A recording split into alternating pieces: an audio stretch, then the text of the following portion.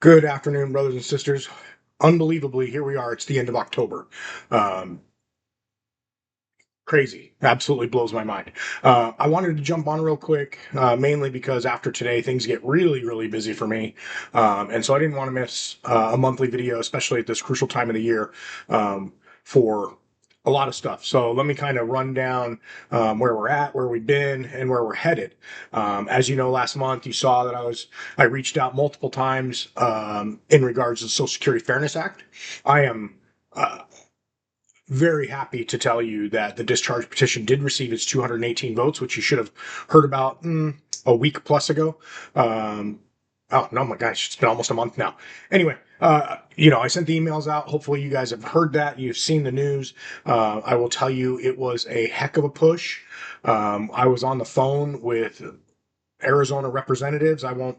It's Congressman Lesko's been a staunch supporter of ours, and when we were at sitting at 216 votes, she was one of the Arizona representatives who had not signed the petition, and so we contacted her directly. We got her opinion. She didn't want to go against Republican leadership, which is sort of how a discharge petition makes it look, and so she wasn't going to sign the petition, but she has assured us that when it gets called for a vote, that she will back up her word and she will vote yes on the bill, which has been her stance from the get-go. So the good news is we got the 218 vote signatures that we needed on the discharge petition. So what you're going to see next, Congress is currently out of session. When they go back into session, the two co-sponsors of the bill will file the paperwork necessary to bring the vote to the floor.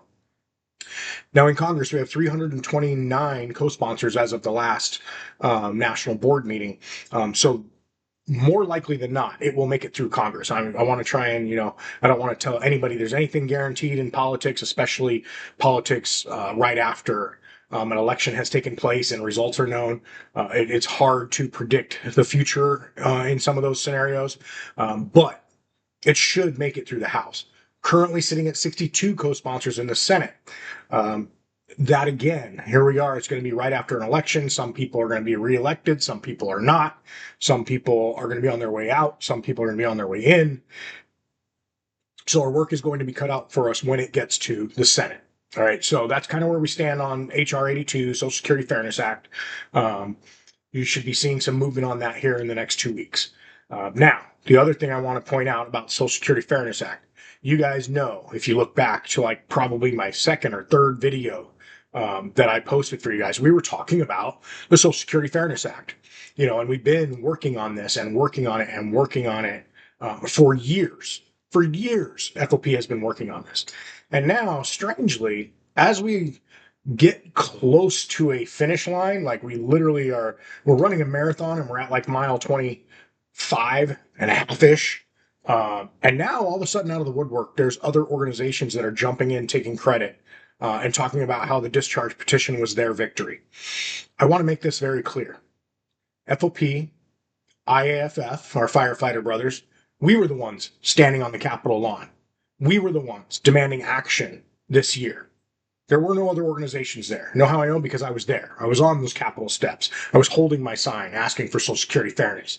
And I love the fact that every other organization out there wants to join in and support. Great. Where were you guys? Don't take credit where credit's not due. Okay. You want to join us? You want to support now? Fantastic. By all means. Definitely, you should be calling your representatives and you should be trying to get them to vote on HR 82. More importantly, you should be calling your senators and asking them to make sure that when the vote comes for them, that they vote on it. Now, here in Arizona, we have the luxury that Senator Kelly and Senator Sinema, if as long as the vote comes to the floor while they're in office, we will have that vote. So, our work is a little bit less once it gets to the Senate, but it's still everybody needs to be contacting their representatives. So if all these other organizations want to jump in now, great. But I don't recall anybody else being there all these other years that we've been fighting for this. So, just remember when you hear, other organizations now suddenly jumping on board, it's because we're at the finish line. Now, amazingly, if something happens where we don't end up getting this passed this year, we'll see how many of them fall off when we go and try and fight this again with whatever the new administration is and moving forward into the next legislative session. Y'all are welcome. I'll bring applications with me, and come join the good fight. Good fight. I'd love it. Having said that, let's move on. So for Arizona, I want to let you guys know what our Arizona State FOP, what our legislative priorities are going to be moving forward, going into this next legislative session. We are definitely going to be trying for another state agency, so DPS, DOC, state agency level pay raises. We are also very aware that we haven't seen the numbers yet, but we know it's projected deficit again at the state budget. So yes, we're gonna ask. We're also pretty realistic about how that's going to go down, but we're going to fight for our members. That's what we do. So we're definitely going to get that bill introduced. Not sure how far that one's going to go. Two of the other priorities that we're working on, one is near and dear to my heart. I'm sure it's near and dear to a lot of you. A lot of people just don't know about this law until there's a tragedy. And then we all look at each other and go, man, why didn't we do something about this? And I'm just as guilty as everybody else. During my career, we had two police canines killed in the line of duty here in Tucson, Canine Miko and Canine Ivan. I was actually also on both of the calls. And I remember very vividly the Canine Miko one because his handler was my mentor and a very good friend of mine. And I remember when they brought out the ATL for the suspect that we were going to try and arrest, that they had already listed it as a misdemeanor charge because in the state of Arizona, it is a class 6 felony to kill a police dog, which in most counties is now waiverable to a misdemeanor. So you kill a police dog, we write you a ticket and send you on your way. Well, I ain't okay with that. And I don't think anybody's okay with that. And I think it's beyond time that we fix it. Obviously, last year we had Canine Kenzo from Pima County Sheriff's Department who was killed in the line of duty down here. Good news for me is I'm very good friends with his handler, Chris Rodriguez, and we are going to introduce a bill. We're going to kind of test the waters a little bit. We're introducing it as a class 4 felony if you kill a police dog, and a class 5 felony if you seriously injure a police dog. But we're going to kind of see just what the feeling is once that bill is actually introduced and what kind of traction we can gain, and maybe hopefully even raise those felony levels a little bit more before it becomes law. But we at least are going to make it so that you can't just get a ticket and go home. That's to me, I think that's the minimum we can do for these canines and for their partners and their families. So that's what we're going to do. That's our other bill. Lastly, we're going to touch on some due process stuff again. Mainly this time we're focused on when you're going to get called in for an internal administrative interview.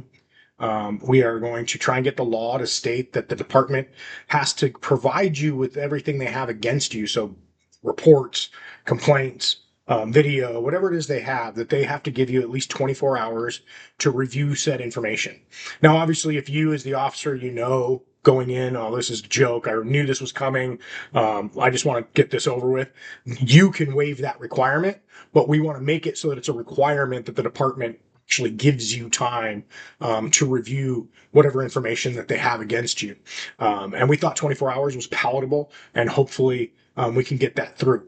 In that same note, what we're going to do for those of you who, like me, served as a representative for a long time, and you went there to be the support cast for the officer that's under investigation, we want to make sure that we get some language in there that eliminates the possibility, and I've never heard of it in my career, so if somebody's heard of it, I'd love to hear the story, because I would love to go in and use it as an example of why we need to add this verbiage into the law. But theoretically speaking, the department could actually call you in and say, hey, we want to know what so-and-so said to you before you guys came in here for the interview. Again, I've never seen that happen. I've never heard of that happen. I would pray a department isn't putting a fellow employee in that position like that, just in that environment. That seems a little foul to me, a little dirty, but instead of just relying on it not being what people do, we're gonna get some verbiage in there so that it isn't what people do. So those are our big legislative priorities moving forward for this coming session. And we're gonna get up to the Capitol, and we're gonna work hard for you guys again. Obviously we got to kind of see what happens after the election, what the makeup's going to be. That may or may not change some of our strategies. I'm hopeful that this time moving forward, you're going to see a little bit more of a public face behind the things that we're doing. Primarily because, and you know, it's funny because I wasn't even going to shoot this video today. I was going to wait till I got up to the hotel tomorrow or sometime this weekend. I'll explain that in a second. I was going to wait until then, you know, so I didn't have this background. You guys could have a different background. But then I happened to see some posts from some other police agencies trying to take credit for the Social Security Fairness Act. And I was like, okay, we're going to go talk right now because we haven't even published our legislative priorities, and I want to make sure that you know that those are coming from us when those happen. So no one else is running those bills; those are ours. That is Arizona Fraternal Order Police bills. So that's why I'm shooting this video right now. So moving forward, tomorrow, actually, I'll be driving up to Scottsdale. I was invited back to the Desert Dog Canine Trials to be a judge again. I'm super honored and super happy to get up there and do that again. I had a blast last year. Even with the dog bite fiasco, it was still a great time, and it was good to see a bunch of really, really good friends that I've known for a very long time. So it'll be nice to see those guys again and to hang out and judge some trials and see some new dogs, some old dogs, and have some good times and some special times with some special friends. So I'm looking forward to that. Then the last thing I want to talk to you guys about, make sure you vote. If you haven't already sent in your ballot, like I'm sure most of us who lived in Arizona, we probably do mail in. If you haven't sent that in yet, find out where your polling station is, get there, and make sure that you vote your conscience, you vote your voice, and you make sure that you're heard. And you know, I know everybody's focused on the presidential election. Remember, here in Arizona, we have a Senate election. I know down here in Pima County, we have several local elections that I think are a big deal. There's some up in Maricopa County that are a big deal. So make sure you're getting out there and make sure that your voice is heard, and so that we can try and have things go in the direction that they should be going in, depending on what that is for you. I don't know, your direction might be some other world than what mine is. I don't know. That's why we all get the chance to vote. So please take advantage of that and make sure you get the voting done. Also, I will say now, happy Halloween. I won't be back before that, I can assure you. And just in case, in fact, I'm going to do it now because relatively certain, I'm actually going to Vegas. I guess it's in 2.5 weeks now. So I will not be on before United States Marine Corps birthday, Semper Fi, brothers and sisters, and Veterans Day. So for all of you veterans out there, thank you for your service. I know I will be enjoying my time. I think we're starting November 10th. I think we're at Bouchon for brunch. So we're gonna celebrate for sure. And I hope you guys do the same. And if you've earned that title, you have definitely earned it. We don't just say veteran because you're just a veteran, right? It's a big deal to me. I hope it's a big deal to all of you. So my plan is I'll be back on mid-November. Hopefully I'll have a little bit more clarification on the direction we're heading legislatively because we'll have some results. And we'll chat then. And again, as always, if anybody needs anything from me, I'm a phone call, text, email away, whatever the case may be. And if you don't have my direct contact, I promise you someone you know has it. And I'm more than happy to chat with anybody at any time about really any subject.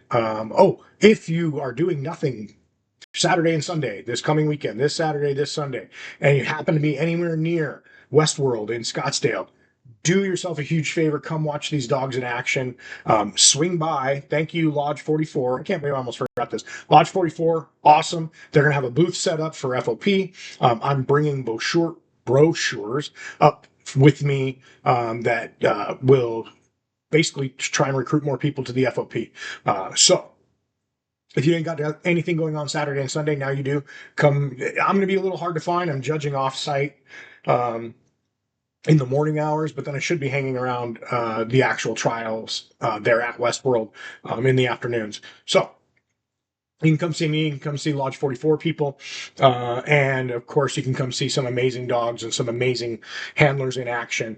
And with that, I promise I'm going to let you guys go, and I hope everybody has a fantastic holidays, since I won't be back prior to Veterans Day. I'll be back.